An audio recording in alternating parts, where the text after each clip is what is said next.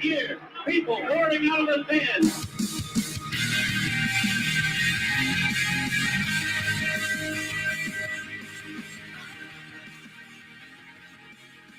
That was the great Ted Moore, who called the Ice Bowl for the Green Bay Packers. He passed away in 2014. He is in the Wisconsin Broadcaster Hall of Fame and Broadcast Museum. And Wayne Larrivee joins us now, who I'm sure knows about Ted and his call of that game. Good morning, Wayne. How are you? And well done, Andrew. Nice little rejoin there. That's a little Kings and Queens from 30 Seconds to Mars.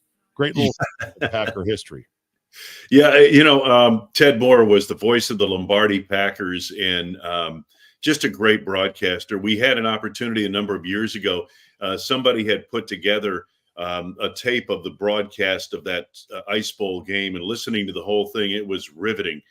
His call was outstanding. And that's really where I think people started listening to Packers radio every Sunday.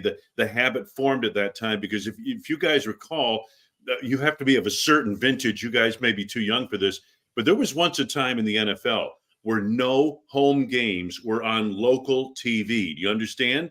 And that's where this kind of habit of listening to the games on radio really took hold in Wisconsin. And then the great Jim and Max, they personified that through the 70s, 80s, and into the 90s. And Larry and I have been the beneficiaries of that.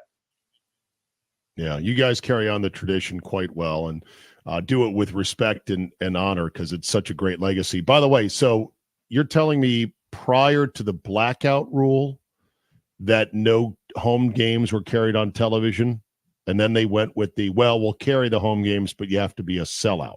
Yeah, that's exactly what happened, Zabe. That's kind of the way it was when TV first came online. It really burst on the scene after that Giants-Colts game.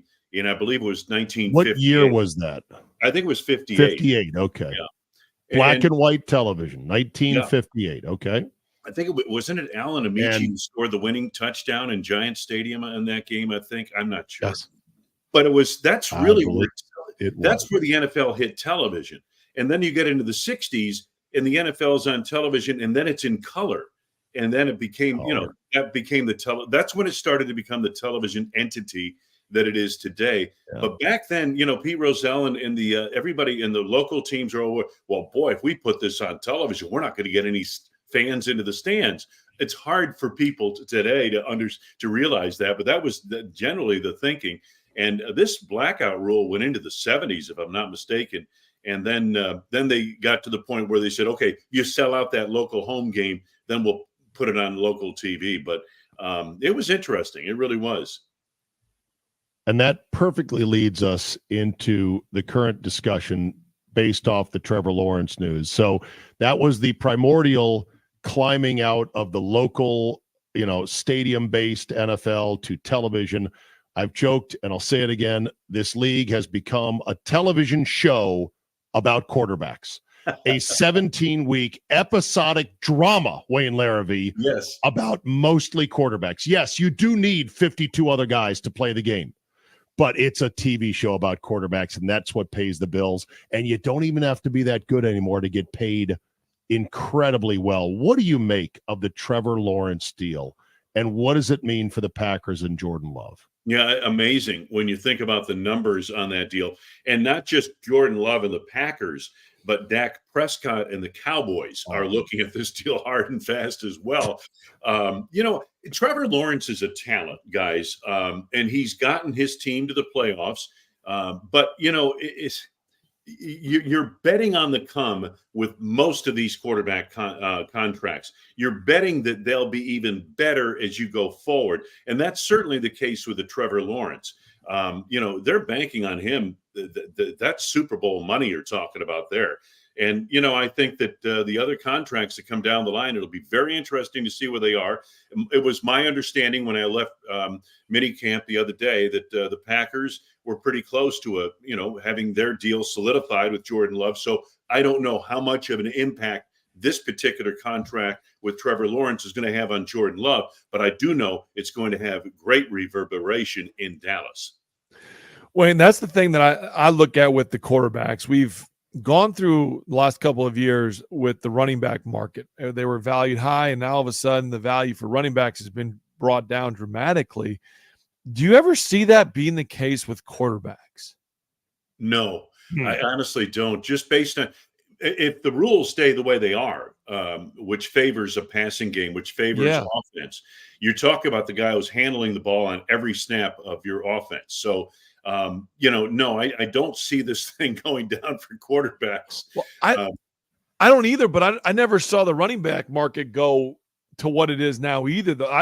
I'm surprised over the last couple of years that running backs can't get paid anymore. Like it's because of the rule changes. Absolutely. Right. Like it's more of a passing game versus running game, but it just intrigues me as the game evolves, as rules evolve, and we never, or at least I never saw the running back market becoming what it is now. Well, you go back to the 60s, 70s, even the 80s. The running back was a major focal point in your offense. And in fact, every bit as important as your quarterback. You started with a running game, and you went from there. Everything was establish the run. Then we'll throw the football. All of that. Well, that's out the window now because everybody's throwing the ball on first down and early downs, that type of thing. So it's a much different game than it was 20, 30, 40 years ago. But nonetheless, no, this quarterback thing, it's high-level drama. It's big money. And Czabe, you're so right. This is an 18-week reality show, episodic TV show. It's the greatest thing ever. If the 18 weeks isn't enough, we're going to put something on Netflix that gets even farther inside these guys. Yeah. We're going to put together a show called Quarterback, and we're going to look at three guys and everything they do. So yeah, it's amazing. It really is. The genius of the NFL is that they can't play more than one game per team per week. So you have a whole week to stew on that idiot decision to kick a field goal, or how come our wide receiver can't catch the ball? You talk about it and you write about it and you talk into your phone about it and put it up on social media. And then you do it all over again for 17 weeks. It's a brilliant thing. Let's play a game here. Wayne, you're excluded because you know the numbers too well. You're too prepared on everything. I'll play with Butchie and Luddy. What, I'm not prepared? Not as prepared on Packer numbers as Wayne. Wayne, I was set him up. I thought for sure he was going to come with the hammer. Butchie, no, you're not. I was waiting for it, Wayne. No, just in this one area. I'm like, okay.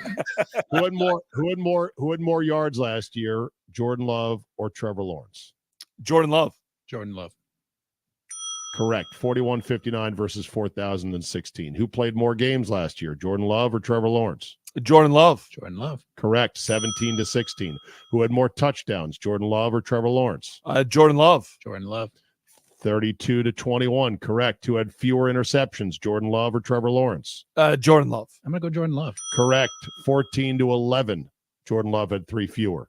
Sacks. Who was sacked fewer times, Jordan Love or Trevor Lawrence? Jordan Love. Trevor Lawrence got hurt on a sack. Correct. 35-30. Fewer sacks. Finally, who had the higher completion percentage, Jordan Love or Trevor Lawrence? Jordan Love. Sure, Jordan Love, yeah. That's the only son of a. That's the only one, right? You son of. Butchie, not Wait, bad. Do you know all those? Guy. Really? Yeah, right. Come on. Hey, I prepared. Wayne, you knew all those, right? Yeah. Well, yeah, of course. Okay. No. So what's did the number on Jordan Love change due to yesterday's news? Well, as you know, friend of the show, Brian Gutekunst, he's a friend of the show now, right? I wouldn't go that far, but that week, yeah, okay, sure. He's more than welcome to be a friend of the show. That's a lot how a lot of my friends go. Though, hey, yeah, we're friends now, right? Yeah. Soon to be enemy. You can call up Brian right now. Let's get him on right now. No, I'm kidding.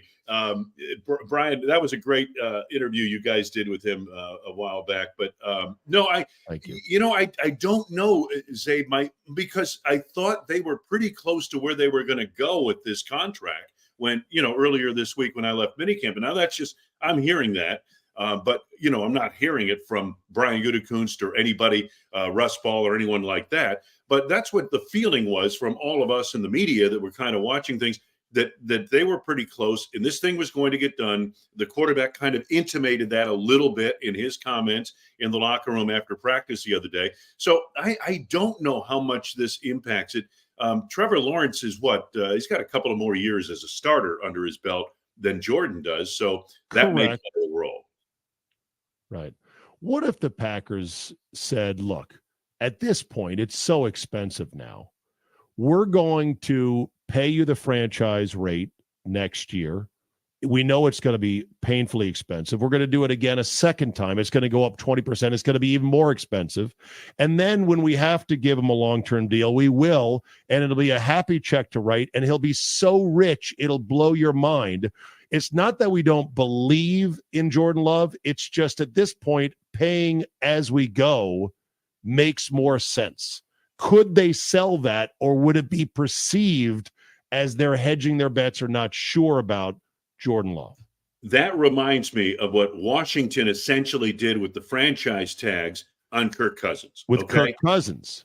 Yeah. Right. They did, and they got burned, but the league was different then. They weren't signing guys who hadn't proven anything, like Kyler Murray and Trevor Lawrence, to deals $50 million. Yeah. I think now, because it's like an automatic thing. Well, can he start 16 or 17 games a year? Yes. Pay him all the money. Pay him $50 million. It makes no sense. But it is what it is. I thought what was interesting, guys, is the numbers we heard on Jordan Love earlier this week. 4 years, not 5, not 6, not 7, 4 years, and $155 million. Now, again, that's what we heard. That's not hard and cold facts, folks. But what we're looking at is maybe because of his age, a shorter contract, and then you can go back in and naturally redo that contract in the near future. You know what I mean? So he's going to get paid now, but he's also going to have another contract out there instead of sitting there on a 7-year deal, a 5-year deal, 6-year deal, and being, basically, his numbers would become obsolete. Yeah. Well, that's kind of what happened to Rodgers, right? And then they redid Rodgers' deal. They kept redoing the deal. Yeah, exactly. So, I mean, that's probably what they would do with Jordan Love. But I thought it was interesting when I heard that deal earlier this week. I said 4 years. Boy, I was thinking more 5 or 6, with a quarterback like this. But I think it probably makes sense from Jordan's standpoint also to go with a shorter deal and then do another deal as we go along. All guaranteed with that shorter deal? Much of it, probably not all, but much of it, yeah. Right. Yeah. I think about the Cowboys, though. You're right. It's, this is a problem for the Packers and Goody and Russ Ball, but guess what? They're going to figure it out for Jerry in Dallas. Yeah. When he saw this news, he choked on a scone. He was like, what? Exactly. Because he's really over it, because they still have to pay CeeDee Lamb and Micah Parsons. Yeah. And guys, here's the other thing. Dak Prescott, I don't know. I think he's maybe long-term, he's not a better quarterback than Trevor Lawrence, but I think he is right now. And he's got a lot more experience and a lot more accomplishment than Trevor Lawrence has. Right. Dak Prescott is unsatisfyingly okay for most Cowboy fans. And I know. Unsatisfyingly so, where they're like, he ain't it. When it matters the most, he ain't it. Yeah. Oh, well. All right. Anything else about the Packers now that they wrapped up their mandatory mini? We got a nice stretch until training camp opens a week early this year. Yeah. Anything else to mop up? The only thing I would say, guys, is as I looked at that football team, and sometimes when you're only seeing your guys, over the course of practice, but this is like when you're going to Badgers practice and you only see them. But to me, it looks like this team has a lot of competition on it. Okay, at almost every position. I can't really think of a position that's thin on this team. Maybe interior offensive line. Okay, yeah, but if they had problems there, they can move a tackle into guard and vice versa and back and forth. They can mix and match, and that's basically been how the offensive line has had its depth anyway, the versatility of personnel. But everywhere else, you're looking at numbers, a number of players at every single position.